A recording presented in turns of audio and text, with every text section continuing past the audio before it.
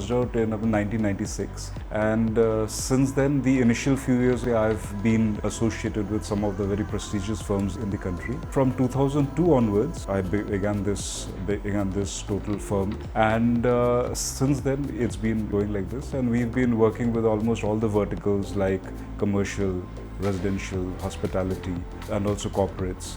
And so it's been a pretty good journey as far. I think that, we as architects, we shouldn't have a design philosophy. I mean, something which we have to understand is that unlike artists and unlike many other, professions, we are actually making for the society, for the end user.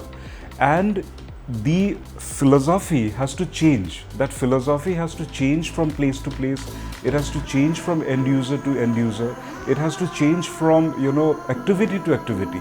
So, for example, if I'm doing a house, the philosophy of design of that house would vary as to who the end user is. Or if I'm doing a school, who the clientele is, who the end users are. I mean, who are the people who are going to actually use that place? For example, you're doing let's say a mall. So, who are the people who are basically coming there, the age group, the genre, the kind of people who are basically going to populate this place. So, we need to actually finalize our philosophy based on that. And of course, we need to actually take examples, we need to actually take things from various eras of architectural history, from which we can basically borrow and we can do kind of, we can do kind of actually justice to these various types of things. So I, for one, I do not really believe that we should have a particular design philosophy, because design philosophies have to change from time to time, it has to change from place to place, and it has to change from the end user to end user. So, that is how our take on philosophy is. We people have to change. We people, with age we change, with exposure we change. What I feel is that, let us say around 20 years back, the people of this country, this thing goes not only for Calcutta, I think it goes for all the other cities in the country as well, that people did not have as much exposure as these people have now. First of all, we are extremely exposed due to internet and due to our social media, YouTubes and all the apps which we people are having. So we know exactly what is happening in each and every corner of the world. We are much more actually connected. So architecturally also, every person knows what is happening in California, what is happening in Paris, or what is happening in the various parts of the country. So we are actually exposed to the entire world. The social media, the audiovisual media has actually kind of created that sort of an exposure. Number one. Number two, I feel, is that we are actually much more better traveled now. People are actually, with access to air travel, access to various foreign destinations, are traveling all over the world. So once people actually travel, it opens up a whole lot of things. It opens up, it basically brings in much more exposure. So I think clients overall have changed. They've begun to understand philosophies. They've begun to understand theories. It's not just, they've begun to understand that spaces need to be designed. It is not just decoration. Architecture is about creating space. It's about creating an atmosphere. It's about creating an ambience. It is not just about creating something which is aesthetically good. Of course, something which creates an ambience, something which creates a good atmosphere, something which creates spaces also is aesthetically good. But at the same time, all these things also have to be done. So I think the client now basically understands all this. The client is now very well traveled. He goes to various places, various hotels, he goes to various, he understands all these things. And of course, so all these things have actually helped, and I think all these things also have changed the shape of architecture, which has been happening in this city. Sustainability is a very important thing for architecture now, because as we know that actually 40% of carbon emissions, it happens from our industry, from the construction industry.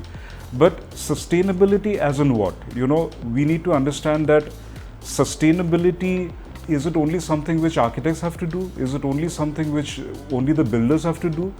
I don't think so. I think it has to go much beyond that. I think this is something where you people also have to come into the foray. Media has to come into the foray. 80% of the people whom you generally actually work with do not understand actually what is sustainability. I mean, sustainability kyun karna hai? You know why?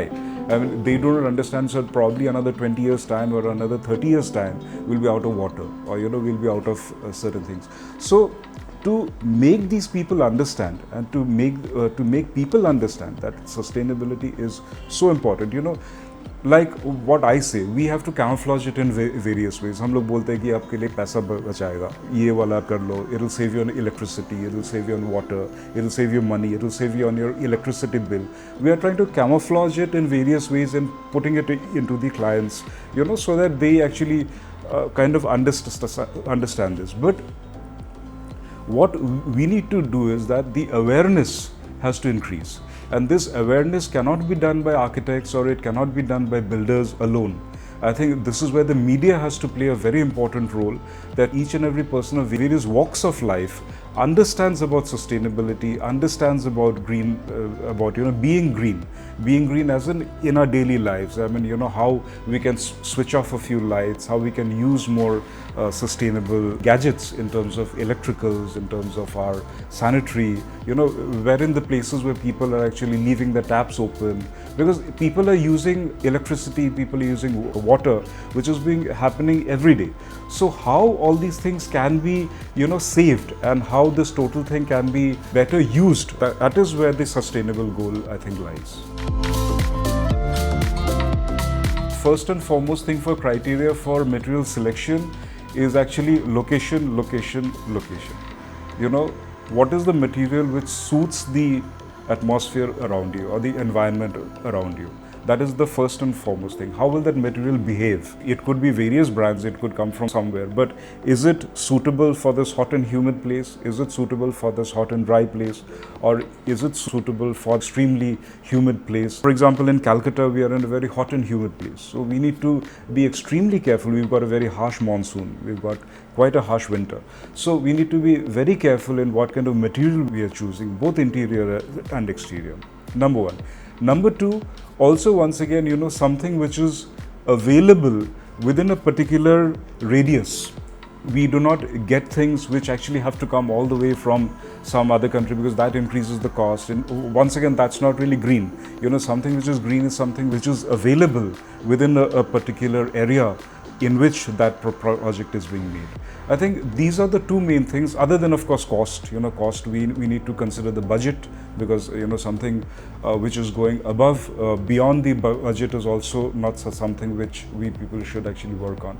So I think the first and foremost criteria is the immediate environment, and number two is also the cost.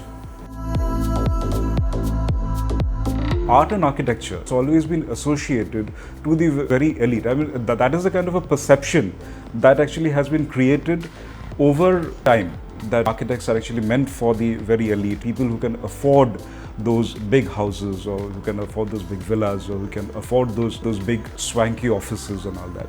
But which is actually, it's not so true. On the contrary, I think architects should be appointed more for creating spaces. It's actually like I said, that you have to create an ambience, you have to create that environment, create for the environment. So I think it is either middle class or upper class. The first and foremost, the first and foremost thing which an architect has to do is to create space. And that space can happen, and that space is so important for LIG, MIG, as well as for the the elite category, because that's creating those spaces. So I think it is not really something that architects and architecture is only meant for the elite class. It has to be, yes, of some of the very big or some of the very good examples of architecture.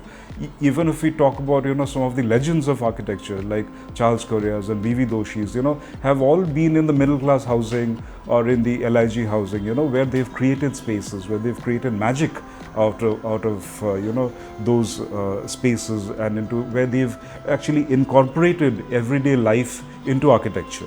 So you see, architecture is very much important for all walks of life, and I think as architects, we also should kind of actually recognize this fact, and we should do proper justice to this.